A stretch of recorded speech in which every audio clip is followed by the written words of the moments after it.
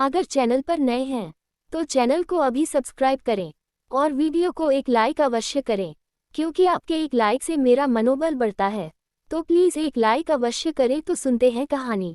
और हाँ, video last तक देखें, तभी आप लोगों को समझ में आएगा कि स्टोरी में क्या बताया गया है क्या नहीं।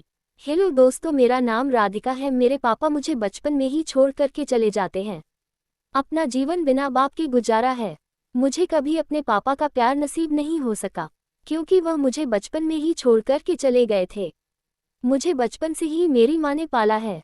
मेरी माँ मुझे हर एक खुशी देती है, मुझे तभी एहसास नहीं होने देती है कि मेरे पापा इस दुनिया में नहीं है।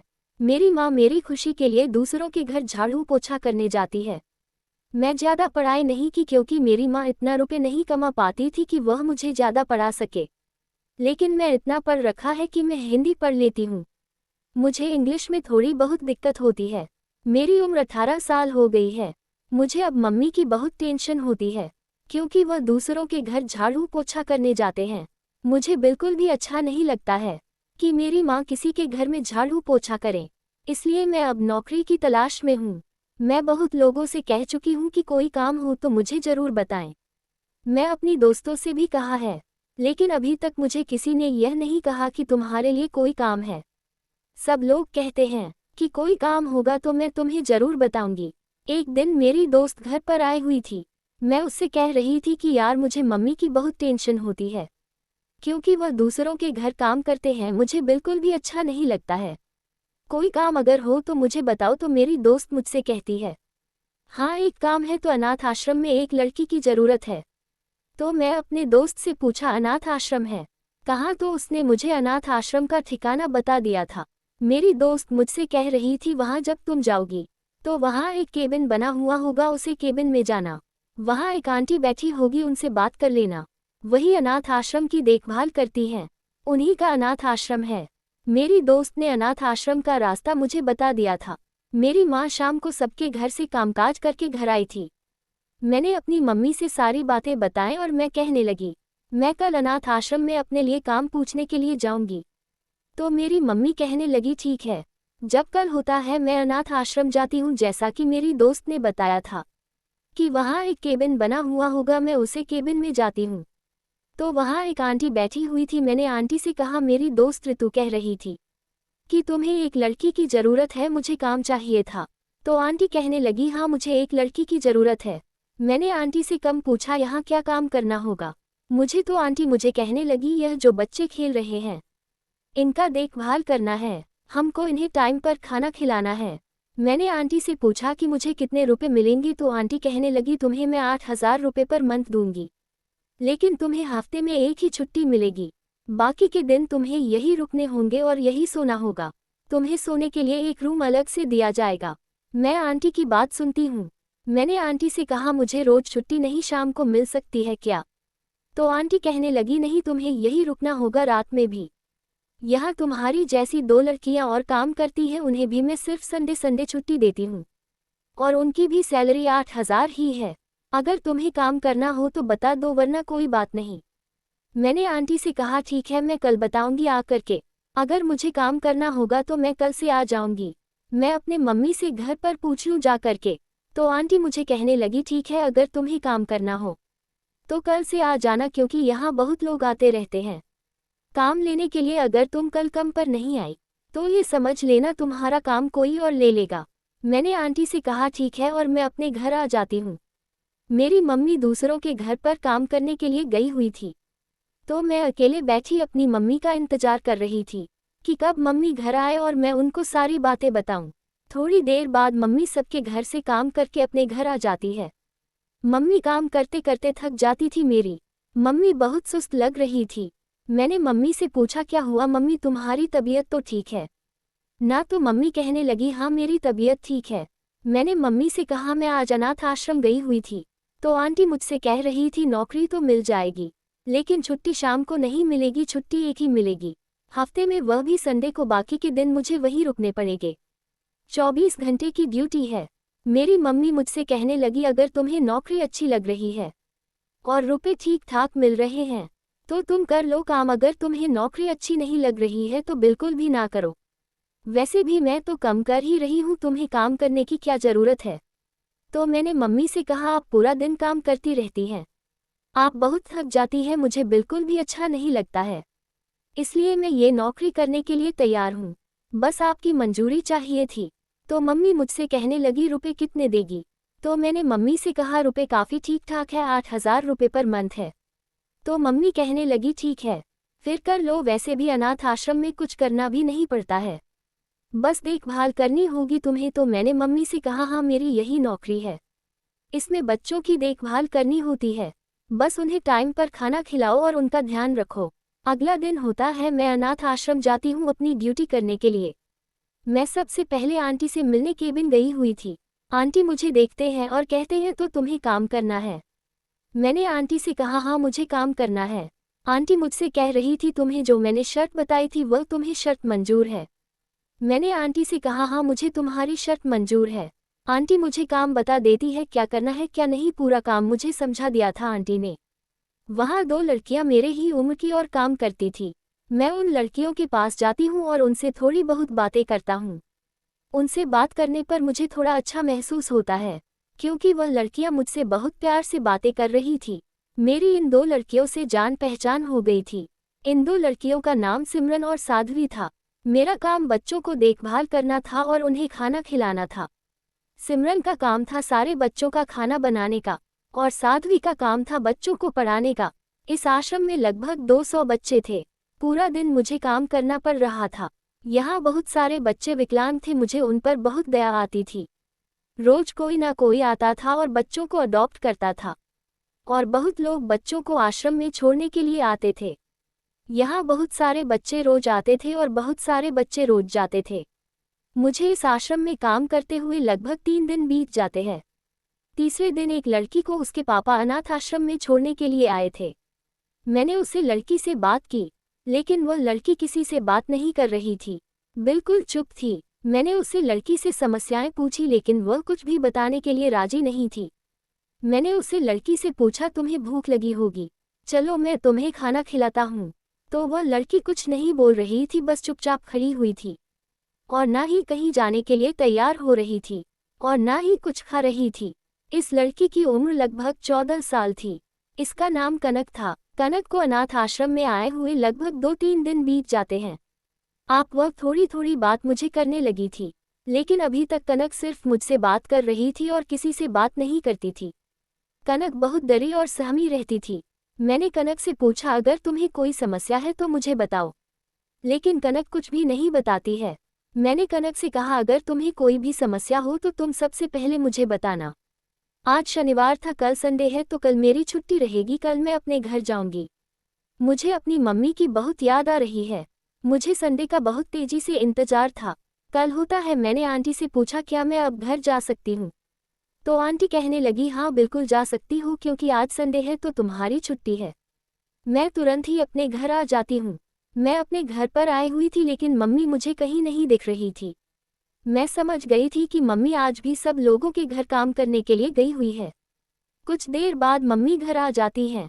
मैंने मम्मी से कहा, मम्मी आप ये सब काम करना छोड़ दो, क्योंकि अब मैं काम कर रही हूँ, तो तुम्हें काम करने की कोई ज़रूरत नहीं। पूरा दिन तुम काम करती रहती हो, तुम बहुत थक जाती हो, तो अब तुम काम ना किया करो। आपने मुझे पूरी जिंदगी किसी भी चीज़ की कोई कमी नहीं होने दी, अब मेरी बारी है, तो प्लीज़ अब आप काम करना छोड़ दो। तो मम्मी मुझसे कहने लगी, ठीक है, मैं कल से काम करने किसी के घर नहीं जाऊंगी। मैंने अपनी मम्मी के काम का छुटकारा कर दिया था। मेरी मम्मी मुझसे कह रही थी, कल तुम्हें फिर से काम पर जाना होगा। मैंने मम्मी से कहा, हाँ मुझे कल फिर से आना था, आश्रम जाना होगा, क्योंकि संडे संडे ही छुट्टी मुझे मिलती है, तो मैं संडे संडे घर आ जाया करूंगी और बाकी के दिन में वहीं रहूंगी। अगला दिन होता है, फिर से मैं अनाथ आश्रम आ जाती हूँ। सबसे पहले मेरे पास कनक दौड़ती हुई आती है। कनक बहुत परेशान लग रही थी।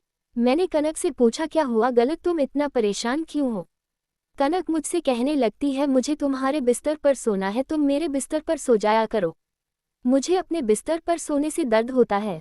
मैंने कनक से पूछा, कैसा दर्द, क्या तुम्हें कोई परेशान करता है, तुमसे कोई लड़ाई करता है क्या। तो कनक कहती है, मुझे कोई लड़ाई नहीं करता है, लेकिन मुझे अपने बिस्तर पर सोने पर सुबह दर्द होता है, मैं अपने बिस्तर पर नहीं सो सकती। प्लीज तुम मेरे बिस्तर पर सो जाओ, मैं तुम्हारे बिस्तर पर सो जाऊंगी। मैंने कनक से कहा ठीक है, मैं तुम्हारी बिस्तर पर आज सो जाऊंगी, तुम मेरे बिस्तर पर सो जाना। लेकिन पहले ये तो बता दो तुम्हें दर्द कैसा होता है, आखिरकार दर्द क्यों होता है। तो कनक मुझे कुछ भी नहीं बताती है। वह चुपचाप खड़ी थी, बस इतना कह रही थी। मुझे रात में सोने के बाद जब मैं सुबह उठती हूँ तो मेरे दर्द होता है।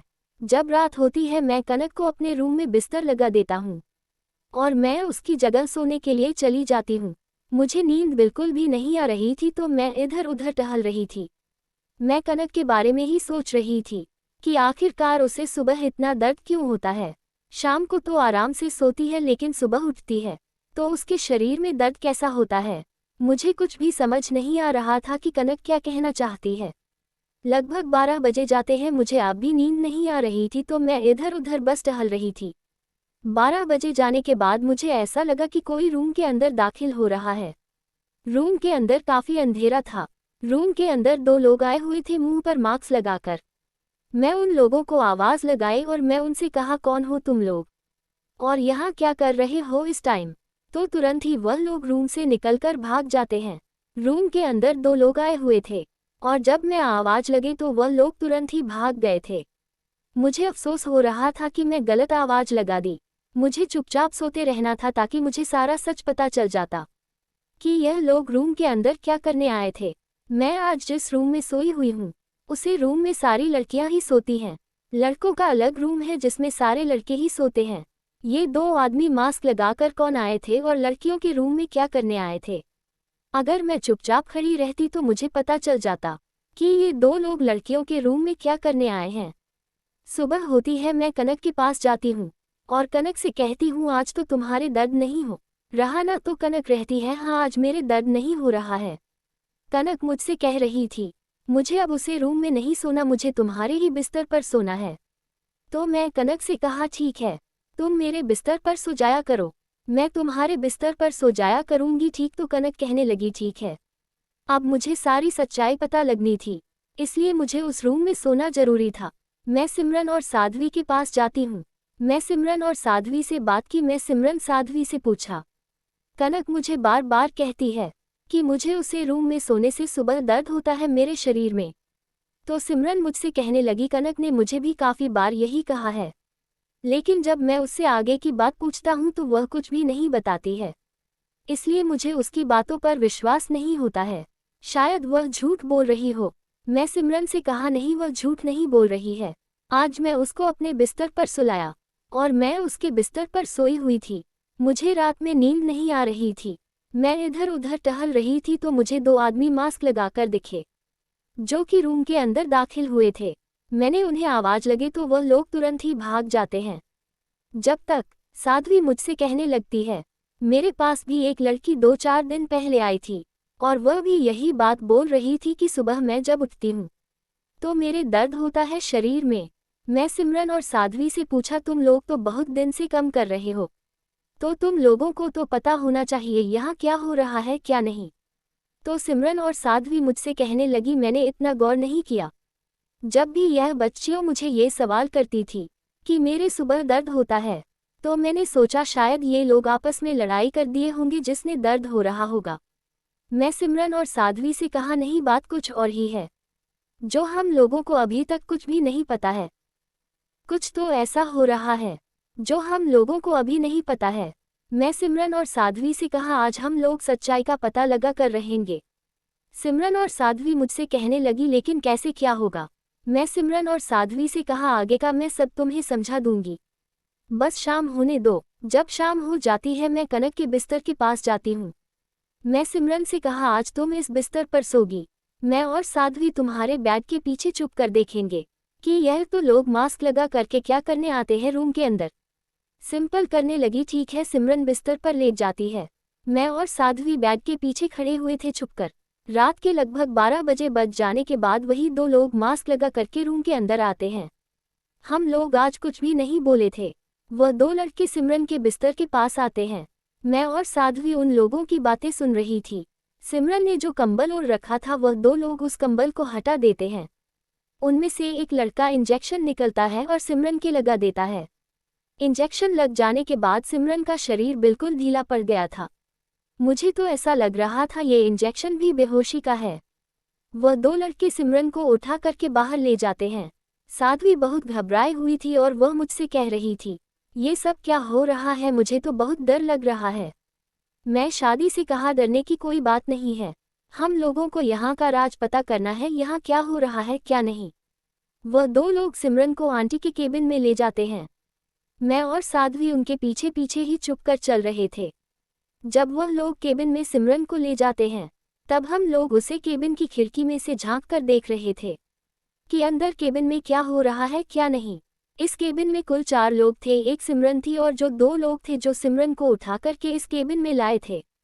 एक औरत भी थी जिसका फेस अच्छे से नहीं दिखाई दे रहा था क्योंकि 12 बजे थे और उसे केबिन में कोई लाइट भी नहीं जल रही थी।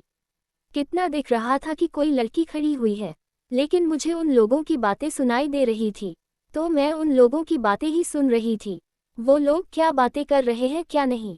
वह 2 लोग जब सिमरन पर से कंबल हटाते हैं तो वह औरत बोलती है, ये तुम किस उठा करके ले आए हो? ये सिमरन है, यहाँ पर काम करती है। तुम्हें इतनी सारी बच्चियों में ये दिखाई दी वहाँ पर, और यह जग गई तो बहुत बवाल हो जाएगा। जो इसे वही लेता आओ और दूसरी बच्ची को ले आओ। तो वह 2 लड़के बोलने लगे, इसके इंजेक्शन लग गया है, अब यह नहीं उठ सकती, अब ये बेहोश है।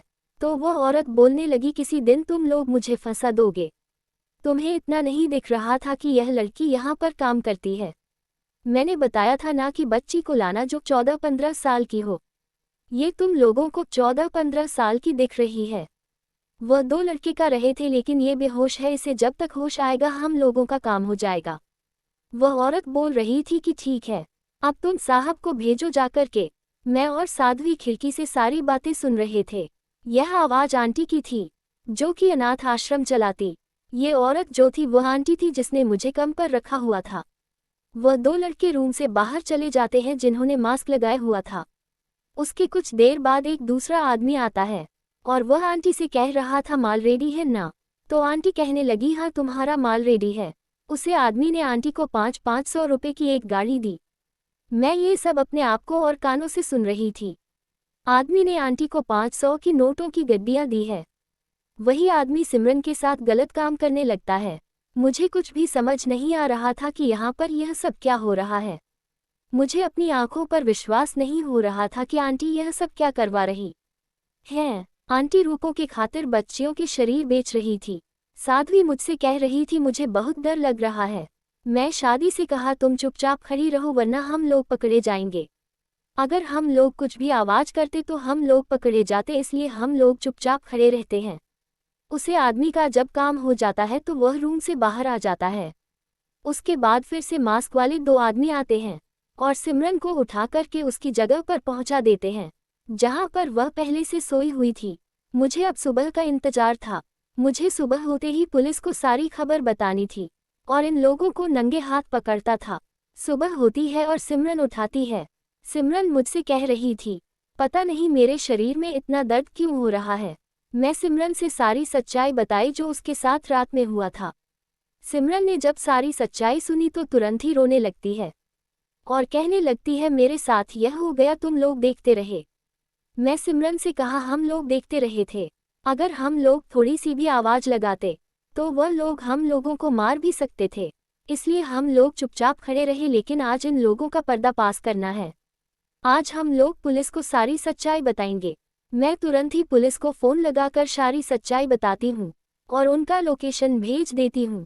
मैंने पुलिस को बता दिया था तो पुलिस वाले मुझे बताते हैं कि जैसा मैं कहूँ वैसा करो। मैं पुलिस वालों की बातें मान ली।